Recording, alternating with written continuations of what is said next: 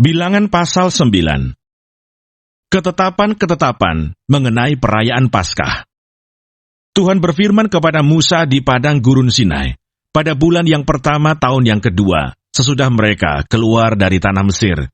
Orang Israel harus merayakan Paskah pada waktunya, pada hari yang ke-14 bulan ini, pada waktu senja. Haruslah kamu merayakannya pada waktu yang ditetapkan, menurut segala ketetapan dan peraturannya. Haruslah kamu merayakannya. Lalu Musa menyuruh orang Israel merayakan Paskah. Maka mereka merayakan Paskah pada bulan yang pertama, pada hari yang ke-14 bulan itu, pada waktu senja di padang gurun Sinai.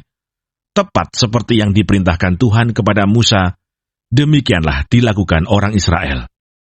Tetapi ada beberapa orang yang najis oleh karena mayat, sehingga tidak dapat merayakan Paskah pada hari itu. Mereka datang menghadap Musa dan Harun pada hari itu juga, lalu berkata kepadanya, "Sungguh pun kami najis oleh karena mayat. Dengan dasar apakah kami dicegah mempersembahkan persembahan bagi Tuhan di tengah-tengah orang Israel pada waktu yang ditetapkan?" Lalu jawab Musa kepada mereka, "Tunggulah dahulu, aku hendak mendengar apa yang akan diperintahkan Tuhan mengenai kamu."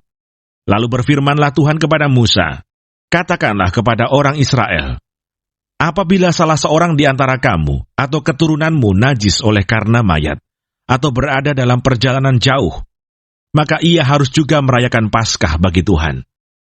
Pada bulan yang kedua, pada hari yang ke-14, pada waktu senja, haruslah orang-orang itu merayakannya, beserta roti yang tidak beragi, dan sayur pahit, haruslah mereka memakannya.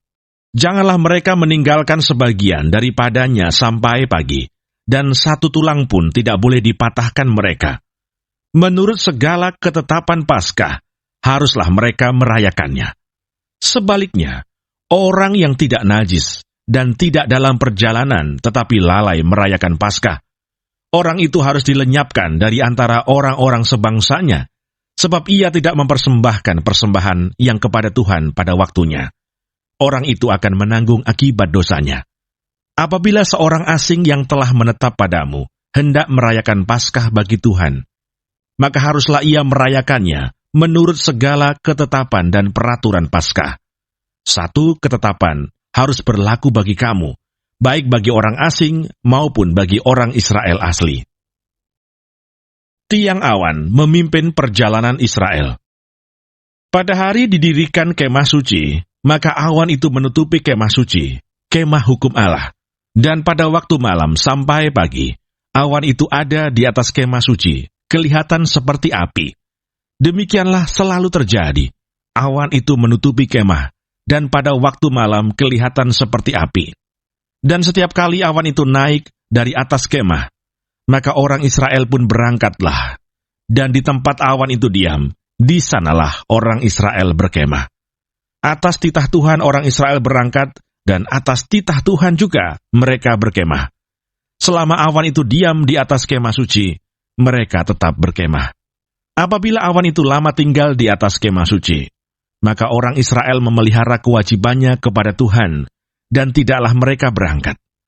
Ada kalanya awan itu hanya tinggal beberapa hari di atas kemah suci, maka atas titah Tuhan mereka berkemah, dan atas titah Tuhan juga mereka berangkat. Ada kalanya awan itu tinggal dari petang sampai pagi. Ketika awan itu naik pada waktu pagi, mereka pun berangkatlah, baik pada waktu siang, baik pada waktu malam. Apabila awan itu naik, mereka pun berangkatlah. Berapa lama pun juga awan itu diam di atas kemah suci, baik 2 hari, baik sebulan atau lebih lama, maka orang Israel tetap berkemah dan tidak berangkat. Tetapi apabila awan itu naik, barulah mereka berangkat. Atas titah Tuhan, mereka berkemah, dan atas titah Tuhan juga mereka berangkat. Mereka memelihara kewajibannya kepada Tuhan, menurut titah Tuhan, dengan perantaraan Musa.